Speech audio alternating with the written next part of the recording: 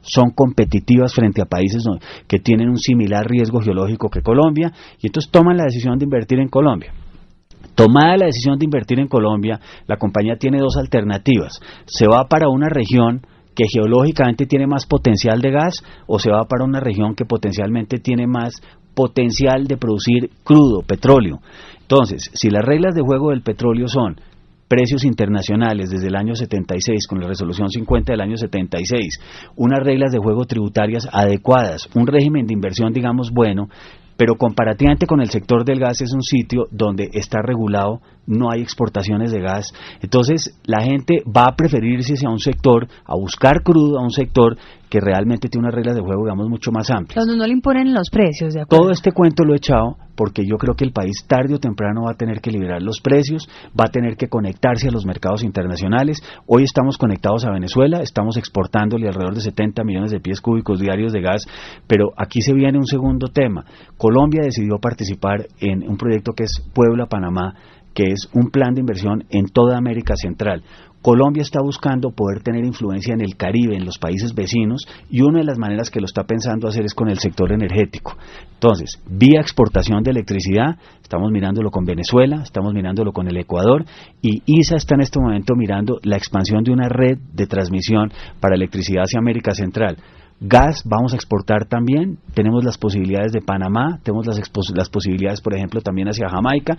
Todas esas opciones están abiertas, pero eso va a implicar que el país tiene que internacionalizar su política y sus reglas de juego, y dentro de esa internacionalización está obviamente la de tener precios internacionales que hoy, curiosamente, frente a los $6 que se cobró en la última licitación, ese precio de $6 estaba por encima del precio internacional. Mejor dicho, la respuesta es sí van a subir los precios del gas. A futuro le entiendo por todo lo que va a pasar, porque se tienen que liberalizar los precios del gas en La Guajira, si quiere Colombia seguir atrayendo inversión extranjera y si queremos en algún momento exportarle a otros países.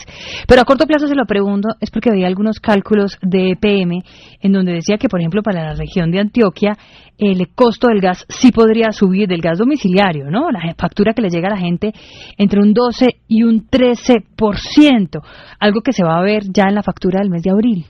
Yo te lo digo abiertamente, creo que indudablemente hay un aumento de los precios, sobre todo de Guajira, que se va a suscitar, pero va a haber un gas en el mercado liberado por todas estas empresas térmicas en el momento que se apaguen las térmicas, que va a ser de tal magnitud que ese aumento de precios va a compensar. No, uno no puede vender las cosas más caras de lo que su competencia las esté vendiendo. Entonces, si ellos tienen un suministro de gas más caro y hay otros vendiendo gas más barato, pues van a perder esos clientes también. Entonces, un poco el tema es el mismo mercado el que acaba regulando todas estas cosas.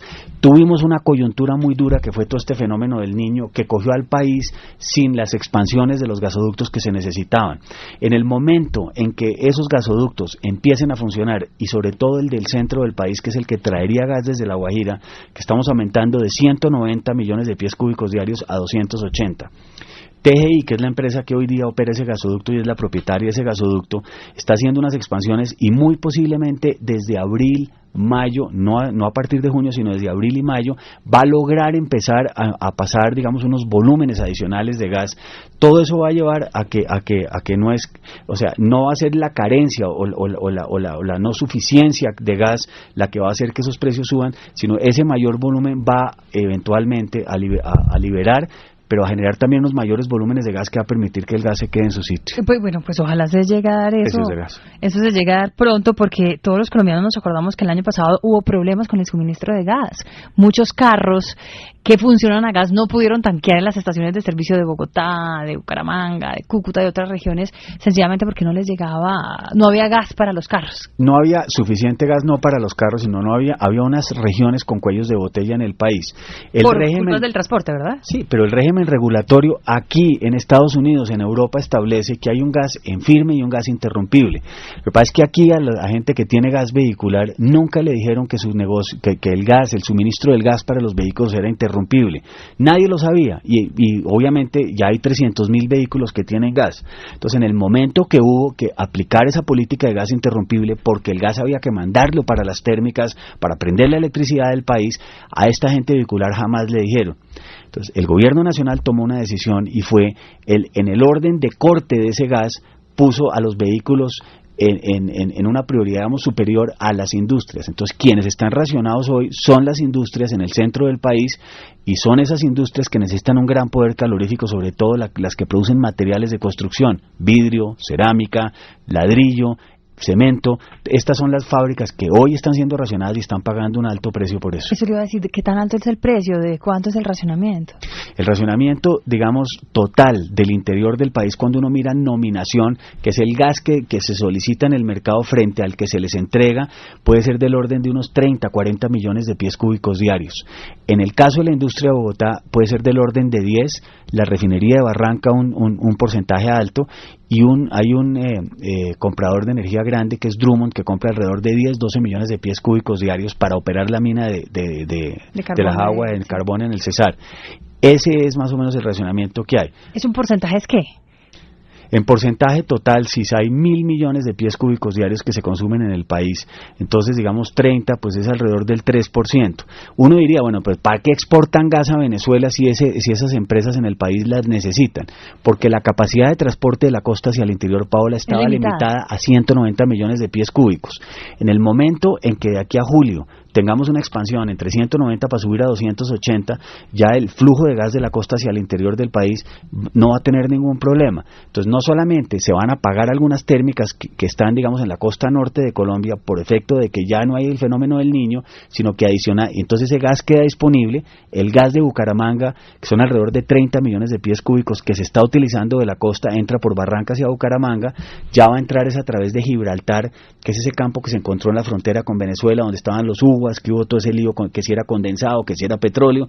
Ese gas, alrededor de 30 millones de pies cúbicos, empiezan a entrar a Bucaramanga, lo que va a permitir que los 30 millones que hoy se están utilizando en Bucaramanga se dediquen para el interior del país, pero se van a poder pasar al interior porque la capacidad del tubo también se aumenta. Pero mientras tanto, mientras sale esto en un mes, 2 meses, no sé, ese racionamiento debe estar teniendo un costo económico importante. Pues no es el 20% de Venezuela que le dice Chávez a las empresas recorten su producción en un 20%, pues estamos hablando de un 3% de un racionamiento de gas para industrias al interior del país. ¿Eso qué costo, qué impacto puede tener, por ejemplo, sobre la producción? Muy alto, Paola, económica? por 2 razones. Una, porque son los materiales de construcción en un momento en que el ciclo de la expansión de la construcción en el país está crecido, y obviamente no tener la capacidad de producir al máximo puede generar, digamos, unos faltantes en el mercado que se pueden ver en incrementos del precio de los materiales de construcción. Ese es el primer punto.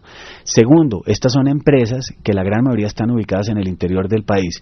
En el nuevo modelo económico de Colombia, mire, logramos, por ejemplo, y menciono nombres propios a pesar de que no hay que hacerlo, pero me parece que hay que hacerlo. La Riera Santa Fe logró exportar al mercado internacional tejas desde Bogotá, produciendo tejas en el centro del país, las sacaba a la costa y de la costa las mandaba al mercado americano.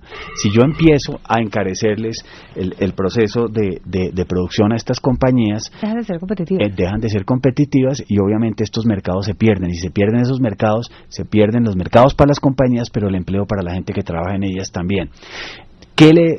Aquí hay un mensaje que he hablado con el ministro de Minas, pero se lo paso públicamente, y es, a mí me parece que, digamos, se ha manejado muy bien el tema del racionamiento, en el sentido de que se está dedicando mucho gas hacia el sector térmico. El ministro ha establecido unas prioridades, y yo creo que, digamos, han manejado muy bien todo el esquema de generación eléctrica para no producir un racionamiento eléctrico en el país. Pero me parece que los niveles de seguridad que se han venido manejando pueden ser un poco extremos, pueden ser un poco, digamos, creyendo que esto va a ir hasta junio o julio, la sequía del país. A mí me parece que tenemos que empezar ya la época